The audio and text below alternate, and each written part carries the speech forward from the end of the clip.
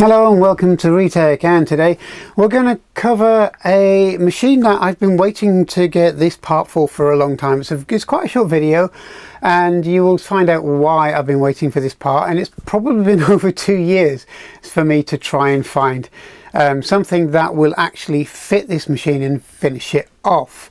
Now, I've had this machine running for a number of years now and it's been one of my kind of favorite machines to use, but it's always been lacking a certain something, and it wasn't until I kind of came across this by complete accident, because I wasn't looking for this at the time, which is usually the way it happens when you kind of put it on the back burner to one day have another look for a certain part or a certain thing, and then it suddenly appears when you're not expecting it. So I hope you enjoy this video. It's very short. It was filmed on the fly, so you know, take it as it is. There's also a reason why there's been a little bit of a gap since my last video, which was on the clones, is because I've kind of come up against a machine that it's taken me a little time, and it's going to be well worth kind of hanging around for on probably my next video, because it's a very special machine, and it belonged to someone very famous in the UK, and it also belonged to a very famous group in the UK. So you know, that's coming very, very shortly. So anyway, just have a quick look at this video. I hope you enjoy it, and you can see why I was kind of over the moon to get this machine finished, which they never quite are, but there's always stuff you add into, but aesthetically finished and looking the way I really wanted it from the start. Okay, so this is my 128K ZX Spectrum, which is actually a Harlequin 128. And it's always been kind of missing one component. See, it was a Portuguese style case, or Spanish case, I believe, which is why the colour is different on the badging, etc. And it was basically used to make this Harlequin 128 look correct and, you know, be basically a ZX Spectrum. But there's always been one thing missing. When I bought the case, it was the top part of it was the original kind of 128K top with the keyboard. The bottom's actually a 48K bottom, because the 128K has quite a few holes in it where you have keypad extras and all that kind of thing. So I decided to just put the standard 48K bit on the bottom, but that really wasn't what was kind of bothering me, because it was just a stripped out case when I bought it. And I have now got this, which kind of brings it up to where it should be, with the heatsink on the side. Now, this actually isn't a metal heatsink, because this Harlequin doesn't need a metal heatsink, which is why I was never that worried about it. But I just like the aesthetics of it. So I decided to, well, I was looking around on Active Consultants, and I came across this. It was literally a 3D printed copy of a heatsink, which is absolutely fantastic, because I can now kind of complete the aesthetic. So I just ordered it, and it's something that I really like about kind of the community, really. I mean, you know, who would have thought you would have been able to get a 3D printed heatsink, really, for a Spectrum Plus case? And, you know, it's kind of these random things which turn up, which somebody's put a lot of time and effort into.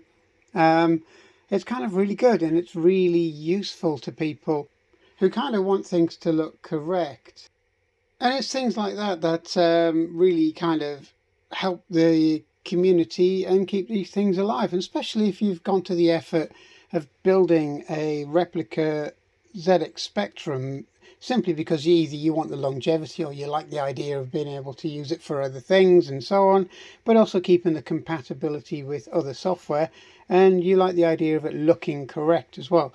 Now, that's a fantastic thing that people are doing. I mean, it's only for, you know, aesthetics. I'm not sure that it's going to be a massive longevity piece because it is quite light, being 3D printed, but you know, it will add that kind of touch to the machine.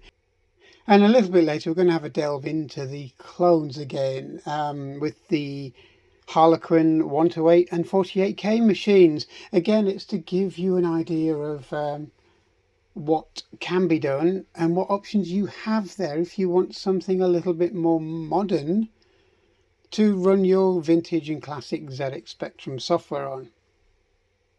So let's get this thing taken apart and all kind of fastened up. So let's get to it.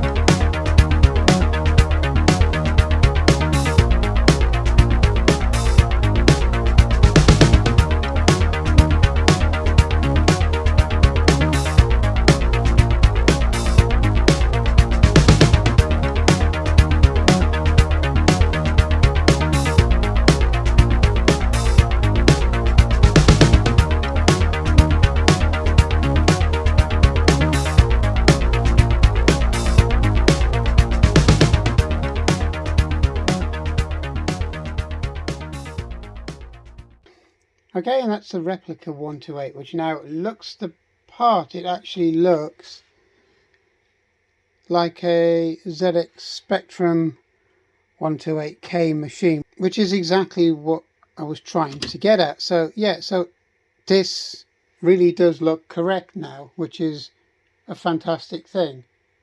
And that's all thanks to somebody who spent the time 3D printing a heatsink for a ZX Spectrum. Okay, so I hope you enjoyed that, and as you can see why I really wanted this piece for this machine, because it now looks the part. And it not only looks the part, it is essentially a recreated Spectrum 128K Plus. And it's a very nice machine, but it always lacked that certain something which it has now. And it's these companies such as Active Consultants, etc., who kind of do these random little pieces which you wouldn't find anywhere else. And I know it's not a steel or a metal heatsink, but it doesn't have to be, because it has modern internals and it doesn't need the heatsink. But it was kind of missing that little bit to finish it off. So anyway, I hope you enjoyed this, and I'll see you shortly on the next installment. And keep well, and I'll see you soon. Thanks for watching. Please subscribe.